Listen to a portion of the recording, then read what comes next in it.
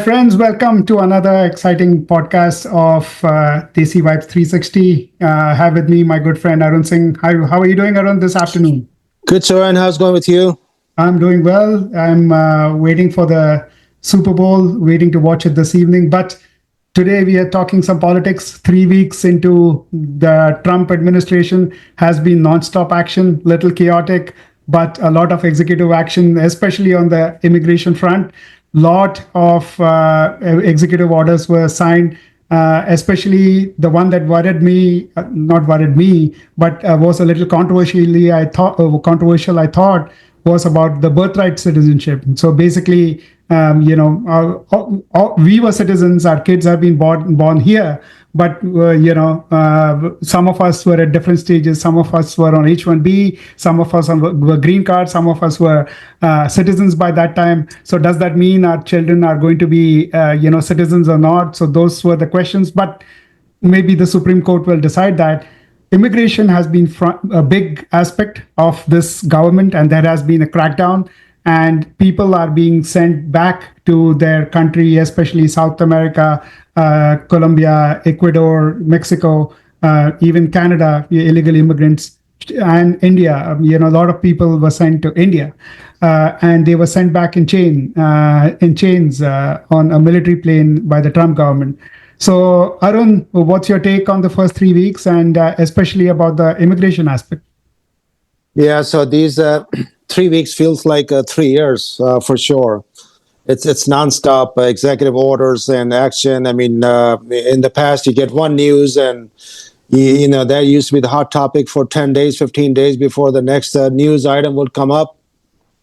Right now, it's by the hour. Things are changing so fast with Trump. It's hard to keep up with. This whole immigration, if you think about, I mean, we are immigrants. We came to this country, but there's a proper way to come to U.S.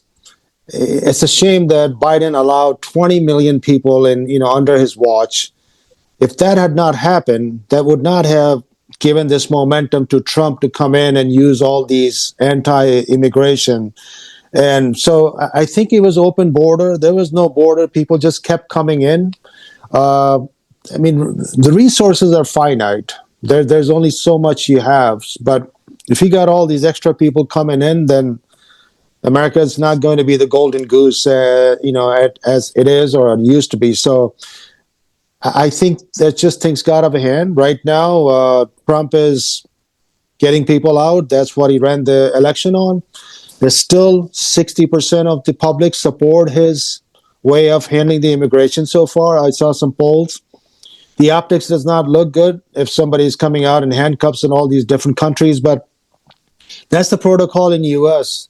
If you're driving, you get stopped and you resist arrest. I mean, showing your ID or things like that, police is just going to handcuff you. They're just not. There's not like in India when you're walking side by side, taken to the court. That's the protocol in the U.S. in terms of people being handcuffed throughout the flight. Imagine, you're flying 15 hours and somebody gets up and starts going crazy, does something to the flight, 30,000 feet in the air, up in the air. So anything could happen. So yes, it does look inhumane, but that's the protocol that U.S. uses for anybody. That's not just India. It's people coming in, especially all these criminals that have come in this country, and they're being taken to Gitmo. That's hardcore criminal jail. That's so. A lot of things going on with the immigration, obviously the hot topics, and it's not going to slow down. I just hope the Democrats don't fight about the criminals getting arrested. Because right now what's happening, Sourin, is if they go to somebody's house, they think there's a criminal, and there's 5 people non-criminal, but they're not documented. They're also going at the same time. It would have been a lot easier if the Democratic governors, a lot of these places, they would have come out and said, there's abolish the sanctuary city. Here are the criminals. Go get them out of the way. Then that would have been, the easier way to handle it. There's got to be a program. The people who have lived this country a long time, they have paid taxes. And I think there was in Trump's first term, he was trying to go do that. I think it's called the Dreamers.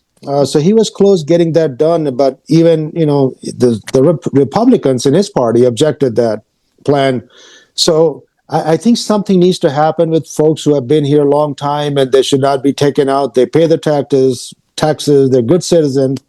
They're not criminals, and something needs to be done with them. But I have no sympathy for any criminal that roaming the streets and they're taken out of this country at all. No, as criminals, I agree. Put them in Gitmo, kick them out in handcuffs and things like that. But these poor guys who have come here in search of a good life. The only difference between you and me is that they came here the illegal way, right? We came here the legal way. We did everything the right way. But their dreams, they have families, they have the same aspirations as you and me. And to put them in, they're not criminals, right? Basically, they are not criminals. And you cannot fault anybody to look for a better life.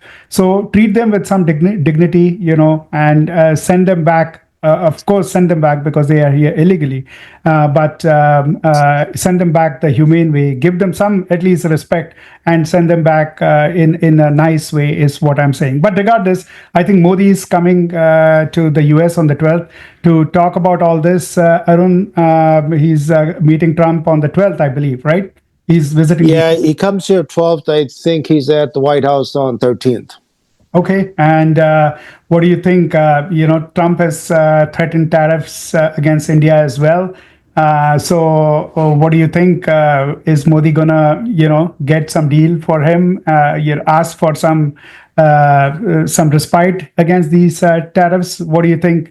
Or the BRIC nations, right? Trump has complained about that they are going to be using their own currency. So, is there any deal that he's going to come out of this meeting? Yeah, so Trump has mentioned that India has been violating the sanction what was put in place. When the Ukraine and Russia war started, that nobody's supposed to buy oil from Russia. China has been buying, and so has been India. And then to top it off, not only India has been buying, they're not conforming with the sanctions. They have been selling oil in the open market. Last year, India was the number one seller of oil. And Sourin, you're from India. I'm from India. I have still not seen any oil well in India. So that's just the goes because they were buying half the rate from Russia and selling in open market, and obviously using the oil from themselves. And now Trump has put a pause on that. So I don't think India is selling all that oil. So if you go visit Ambani right now, he's probably got a lot of oil sitting in Mumbai tanks because I don't think he can sell. So Trump has put a halt on that. He's threatened India with tariffs. And so that got, Modi's attention. I know they're both good friends, but, Trump is just pretty ruthless when it comes to applying tariffs and negotiate.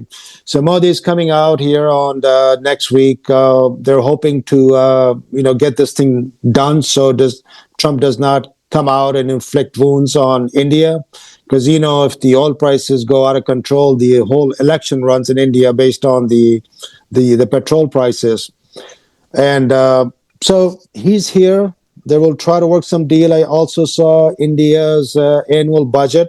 They have already gone ahead and made some concessions with some U.S. products coming into India market with reduced tariffs. I don't have all the lists, but I did see some products. They have reduced that. So Modi's here, and hopefully he's hoping to get a good Valentine's Day gift from Trump on 14th. So we'll see. We'll cover that pretty closely as well, what comes out between the two leaders. It's vital, to our country of, where we have called our motherland and our country of birth, our motherland of birth, right? So we are interested in both ways. We'll bring that to you when after Modi's visit, we'll just have a healthy discussion on that and give our opinion on that as well. But for now, that's all we have, for this political aspect from Desi Vibes 360. Please share, subscribe, and comment. And thanks, Arun, for your time, and have a good rest of your day. Bye, Sourin. Okay, thanks. Bye.